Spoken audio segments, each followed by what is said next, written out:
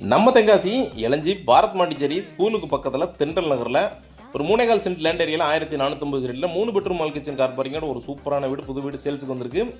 சின்னதாக ஒரு பார்க்கிங் அமைச்சு கொடுத்துருக்காங்க. அது போக 16க்கு 16 ஒரு பெரிய ஹால், நல்ல பெரிய ஹாலாகவே அமைச்சு கொடுத்துருக்காங்க. நல்ல ஒரு ப்ரைம் லொக்கேஷனில் வீடு இருக்குது. வீட்டோட ஃபர்ஸ்ட் பெட்ரூம் 11க்கு 16 அப்படிங்கிற மாதிரி நல்ல பெரிய பெட்ரூம் அமைச்சு கொடுத்துருக்காங்க. அட்டாச் பாத்ரூமோட அமைச்சு கொடுத்துருக்காங்க.